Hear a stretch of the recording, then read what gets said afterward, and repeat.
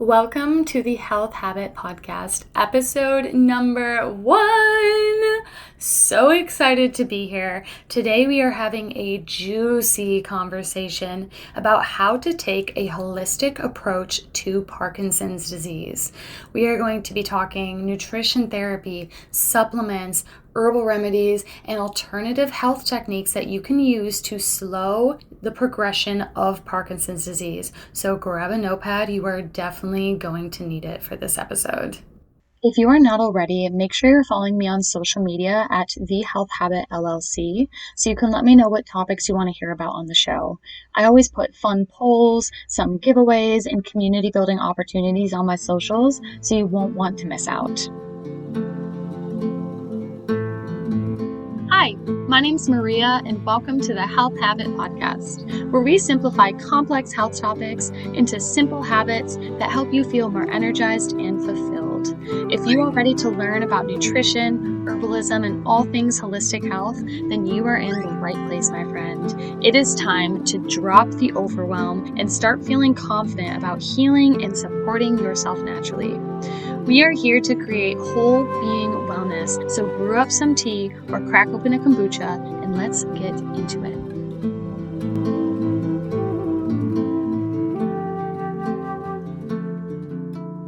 Over the past few years, the rates of neurodegenerative disorders such as Alzheimer's and Parkinson's have been increasing globally. In China, Alzheimer's disease has become the 5th leading cause of death, and most of us know somebody that's been affected by these things. So it's becoming incredibly important that we the people know how to support our brain health naturally and inexpensively. For me personally, my grandmother is currently in the early stages of dementia, and I have a strong family history.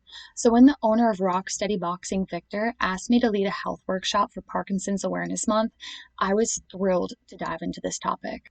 In today's episode, we're going to start by talking about how to naturally slow the damage associated with Parkinson's disease, potentially reverse the damage, how to increase dopamine levels and activity within the brain, and then we'll finish off by talking about other alternative health practices that we can use to reduce symptoms and potentially prognosis. So let's roll right into it. Parkinson's is a progressive neurodegenerative disorder, which just means that there is a gradual loss of brain function. And specifically in Parkinson's, it's the brain cells or neurons that produce and release dopamine that are damaged. This primarily affects movement, but also is going to impact mood, sleep, and autonomic function, which is all that involuntary stuff like temperature regulation and blood pressure. But here's the thing. When we look at Parkinson's, the problem isn't just that there are less functional dopamine cells. We also see issues with dopamine metabolism, and as a result, there's an accumulation of toxic byproducts. These things happen just because of brain function, and this is what causes the neurodegeneration, the toxic buildup of natural byproducts of brain function. So, at a high level, if we are trying to support our bodies through Parkinson's, we're going to need to, 1, slow the damage to dopamine cells in the brain, 2, potentially reverse the damage, and 3, increase dopamine levels in the brain. Before I get too ahead of myself, dopamine is a neurotransmitter, which is essentially a messenger or kind of a hormone specifically for the brain. Now, at a high level, if we are trying to support our bodies through Parkinson's, we are going to need to focus on 3 key areas. 1, slowing the damage to dopamine cells in the brain. 2, potentially reversing the damage. 3, increasing dopamine levels and activity within the brain. First things first, slowing the damage. There is one thing above all that is the most efficient for this, and that is sleep. It has been discovered that there is something called the glymphatic system in the brain. And while we sleep, the glymphatic system cleanses the brain of the toxic proteins that naturally build up during wakefulness. So sleep is top priority for brain health. And specifically, this cleansing takes place during deep non-REM stage 3 sleep, which we hang out in mostly the first 2 to 3 hours of our sleep cycle. So be especially vigilant in protecting the first half of your sleep window and your sleep time. Also, make sure you're just getting enough sleep in general. So 7 to 9 hours is your goal for sleep every single night. It's non-negotiable, guys, literally. Another thing you can do to help with this brain cleansing is to take naps. It takes you about 30 to 40 minutes to get into that stage 3 sleep. So your naps are going to have to be at least 30 minutes long. So just be mindful that it doesn't negatively impact your nighttime sleep. Nighttime sleep is always going to be top priority. And then we have to cover a little bit about sleep hygiene. So what can we do to encourage good sleep? First thing is be regular with your sleep times and wake up times. Second, dim the lights at least an hour-ish before bed and refrain from using electronics in that hour as well. 3, keep the temperature lower during the night. Scientists have found around 67 degrees is ideal. And then limit caffeine intake within 8 hours of your bedtime. Refrain from alcohol and marijuana use. And last but not least, make sure you don't fall asleep sitting upright. So no couch sleeping, okay? No couch sleeping. Okay? I'm sorry. If you have difficulty falling asleep, don't count sheep. I repeat, don't count sheep. What you're going to want to do instead is go on a detailed mental walk. So pick an area that you're very familiar with and just imagine yourself walking through that area. As much detail as you can. What do you see? What do you hear? What do you feel? By the time you finish this walk, you will probably be sleeping, so you're welcome. The other thing that we can do to slow the damage is to focus on a protein called metallothionein. This is very important for detoxification and protecting against oxidative stress, which oxidative stress happens naturally during wakefulness and just general function, but it does cause cellular damage if not handled properly within the body. So we need things like metallothionein, glutathione that help act as antioxidants and protect us and detoxify us. What we can do to increase metallothionein specifically in the body is making sure we're getting enough zinc and maybe even supplementing with zinc. Some zinc-rich foods are oysters, high-quality grass-fed meats, nuts, and fish. And just as like a side, low zinc levels have been found to worsen neurodegenerative disorders. So this is a really key nutrient to focus on for holistic treatment of any neurodegenerative disorder. And the last thing that we need to do to slow the damage is reduce the toxin load within the body.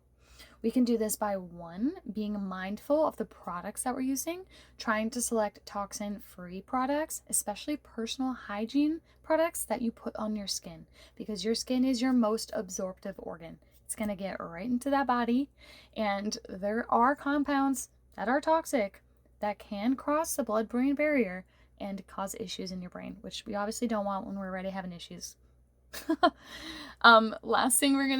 Second thing we're gonna want to do is aim to eat a whole food diet. Most simple way to do this is read ingredient labels and just try to try to just double click, just like click up on those products that have more ingredients you would find in your grandma's kitchen. The second thing we're going to want to do is try to eat a whole food diet. The simplest way to do this is just read ingredient labels and try to pick products that have ingredients you would find in your grandmother's kitchen. Just keep it simple, you know? And then the third thing we can do to reduce the toxin load within the body is support our liver. The liver is the primary detoxification organ, so we want it to just be as strong as possible. And we can support it by incorporating some bitter foods like dandelion greens, kale, and arugula, or herbs that are known to promote liver health, such as dandelion, milk thistle, which has been found to promote synthesis of new liver cells. How cool is that? Burdock and yellow dock. And then we can move into our second major step, which is reversing the damage. Now, For a very long time, scientists believed that there was no way to create new brain cells. You just had to roll with whatever you got, okay? But there has been some recent breakthroughs, and we found that there can be some neurogenesis in the brain. And there are specifically things called neurotrophic factors, which help with that growth, development, maintenance, and survival of brain cells. Some examples are nerve growth factor, brain-derived neurotrophic factor, and neurotrophin 4.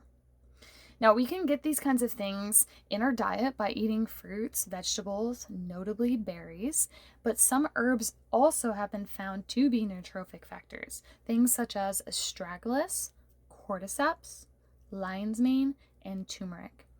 As always, just make sure that you're picking blends that are high quality and aiming for blends that don't have like 10, 20 herbs. We want to stick with like 1 to 4, just to make sure that we're getting a proper dose.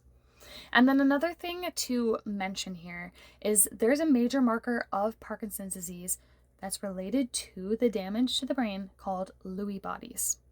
These are essentially just abnormal clumps of protein that form inside the nerve cell. Unfortunately, there's not currently any proven way to reverse the formation of Lewy bodies, but I really wanted to mention it because it's just an important term to be aware of. I'm sure there are going to be future breakthroughs, so occasionally pop on Google and just Google Lewy body reversal. See if any major things have happened in the science. Moving on to our third major thing, increasing dopamine. We want higher dopamine levels and we want more activity in the brain. How can we do it? The first and probably most exciting thing is there are some foods that contain L-DOPA, which is the immediate precursor to dopamine. All right, so we can increase our intake of these foods and we're directly taking the precursor so we can get more dopamine in our body. Now, 2 foods that I know of that have L-DOPA are fava beans and velvet beans, both of which can be eaten raw or cooked and prepared just like green beans or peas. So easy, so transformative. If you do have Parkinson's, just make sure that you talk to your provider if you are starting to increase intake of fava beans and velvet beans a lot, because it will affect the dosage of any medications that you're currently taking. So definitely be aware of that and have those conversations. Other thing is tyrosine and phenylalanine. These are also precursors to dopamine. So tyrosine, phenylalanine are, I literally can't say that word. I'm sorry, guys. So they are converted to L-DOPA, which then makes dopamine. So we can make sure that we're getting enough foods that are rich in these 2 proteins. Things that fall into that category are cheese, eggs, high quality yogurts, keyword high quality, no sugar added nonsense, and nuts and legumes. Those are lentils, kidney beans, green beans, fava beans, and velvet beans.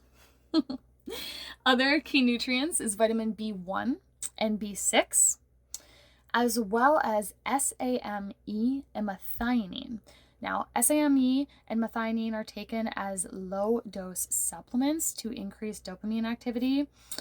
This gets real sciencey, but pretty much it's just affecting genetic expression of things that can increase activity of dopamine in the synapse. So more activity for dopamine means more dopamine goodness. So more dopamine in the synapse means more functioning of dopamine. So for food sources of vitamin B1 and B6, it's going to be high quality grass-fed meats, soybeans, legumes, carrots, kiwis, and nuts.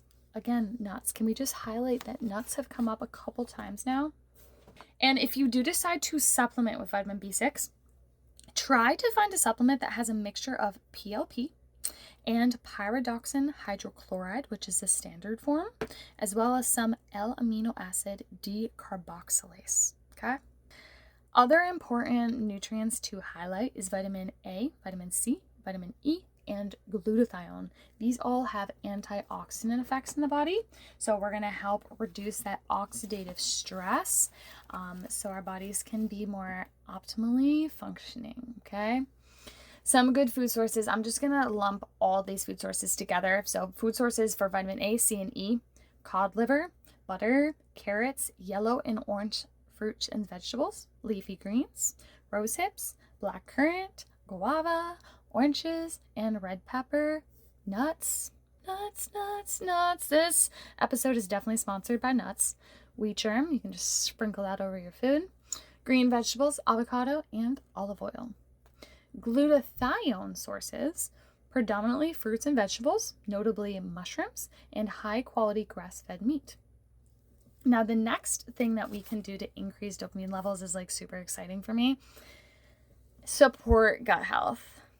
Oof, one of my specialties. Yes, girl. So gut health. Why do we care? Why do we care specifically for Parkinson's? The cells in the digestive tract, along with the microbes, which are just teeny little bacteria and live organisms like that, produce about 50% of whole dopamine levels in the body. Okay, so about 50% of the dopamine in your body is produced by your gut cells and the microbes in your gut. That's huge. Gut health just became another top priority for supporting the body through Parkinson's. Okay, now I will highlight the cells and the microbes produce both L-DOPA and dopamine. What can we do to support gut health though? We can increase intake of fermented foods and probiotics, especially probiotics that contain Enterococcus and Arwinia urbicola. Fermented foods are things like kefir, sauerkraut, kimchi. Just make sure that any like kimchi, sauerkraut is refrigerated and as fresh as you can get, the best. You don't want those microbes to be dead by the time you're eating it. Other thing we can do to support gut health is eating more fiber-rich foods. Simplest way to do this is just increasing fruit and vegetable content. Every single fruit and veggie is going to contain fiber. I'm like 99% sure. Please don't fact check me. Just kidding. You can fact check me and DM me your results. But another thing you consider doing is adding like fiber-rich superfoods like chia seeds, flax seeds, psyllium husk, hemp seeds. These are all really easy to add to yogurt or smoothies.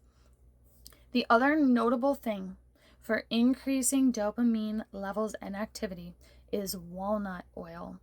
Walnut oil has been found to be helpful in protecting the brain, but specifically those dopamine brain cells.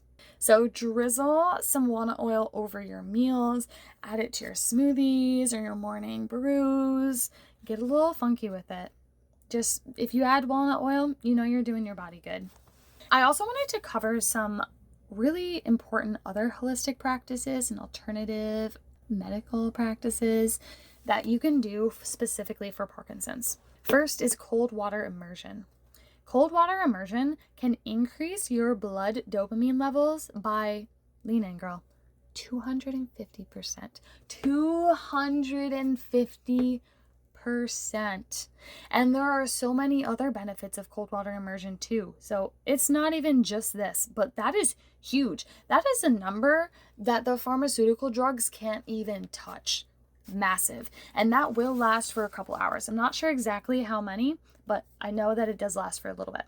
If you do decide to try cold water immersion, you can always go with a cold shower if you don't want to go somewhere or you don't want to buy all the ice. But if you do go somewhere or buy all the ice, just make sure you have somebody there with you to help you get in and out of the tub. Parkinson's can affect temperature regulation, so you just want to make sure you have that extra support.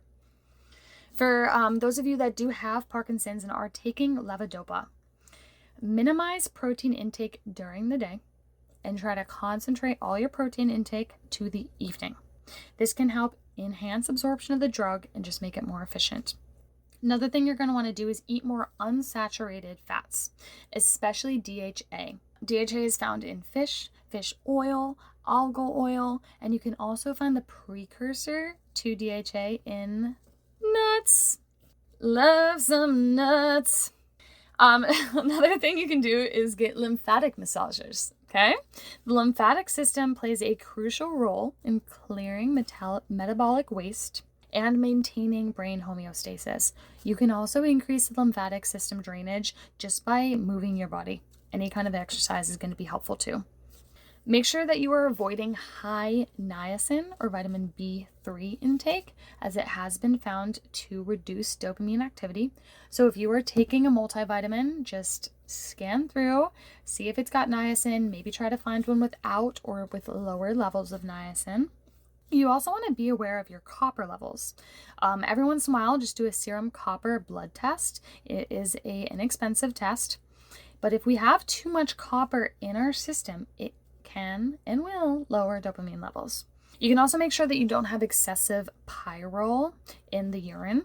This compound pyrrole has an affinity for binding vitamin B6 and zinc, so that can cause some issues for neurodegenerative disorders. Honestly, this is probably a test you only need to get once. And definitely get it if you have any kind of history of mental disorders, as some people are predisposed towards mental illness because of pyrrole differences. Ensure that you're doing some breathwork drills. In yoga, this is called pranayama. So you can just Google yoga breath, pranayama. This is going to help increase oxygen getting to the brain. So things like power breathing, which you can do by taking a 5-second sharp inhale through the nose, holding at the top of the breath for 10 to 20 seconds, whatever feels reasonable for you, and then slow exhale through the mouth. Other particularly helpful ones are alternate nostril breath, which is called Anulom Vilom in Sanskrit. Sorry if I mispronounced that. Last one I wanted to highlight is Bhastrika Pranayama. Last but not least, you can engage in activities that promote learning and reward-based behaviors. Things like board games, Sudoku puzzles, word games, and positive visualizations or daydreaming. How lovely is that? Just start daydreaming more. Makes you happy, gets some dopamine secreted into that brain. Who doesn't love it? And that's it for new content. So I want to take some time and just summarize. So first off, what is a nutrition therapy plan for Parkinson's? It's going to incorporate fava and velvet beans. No special preparation required. Treat them like green beans or peas. Walnut oil. It is a finishing oil, so we're drizzling it over things, but not cooking with it. High quality grass-fed meats. When it comes to meats, it is worthwhile to spend the extra money on quality product. Grass-fed meat is way more nutritious than your standard factory-produced meats, so do yourself a favor and get a high quality meat. Nuts. All the nuts. Fruits and vegetables, especially berries, red, yellow, or orange foods such as carrots and bell peppers. Bitter leafy green vegetables, oysters for that zinc, and increasing fiber by, again, increasing fruit and vegetable, but also high fiber superfoods like that psyllium husk and chia seeds. And then probiotics and fermented foods, we went over a little bit of them. So kefir, high quality yogurt, sauerkraut, kimchi, kombucha, sourdough. I would suggest sticking with food sources, as science with the probiotic supplements is pretty hit or miss. The efficiency it isn't consistent enough for me to feel comfortable encouraging it. And then if you do want to explore supplements, I would suggest, first off, if you're going to do one supplement, make it a high quality cod liver oil or fish roe supplement. I highly recommend the brand Paleo Valley, and no, I am not sponsored by them, but I would love to be. They just have really, really quality products. So they have a fish roe product I would suggest, but any high quality fish oil is going to be helpful. Just do not make it a cheap fish oil. You are not going to get the results you're looking for with those. Other two supplement recommendations are from a brand called Biotics. Biotics is a high quality medical grade brand. If you do want to try one of their supplements, I would recommend reaching out to a health provider such as myself, as if we work with those that work as myself, because I would contact a health provider such as myself because we can get you a discounted rate as a provider. The two products I would recommend by them are B6, B1 plus zinc. and BioProtect Plus. BioProtect Plus contains zinc, methionine, glutathione, coenzyme Q10, which has also been found to be helpful for Parkinson's, as well as other antioxidants. And then herbal recommendations. Hepatic herbs or liver supporting herbs such as dandelion, milk thistle, burdock, and yellow dock. Please note that the hepatic herbs are not very tasty, but they are so worth it because they're so good for you. And then for nootropic herbs. And for nootropic herbs, astragalus, cordyceps, lion's mane.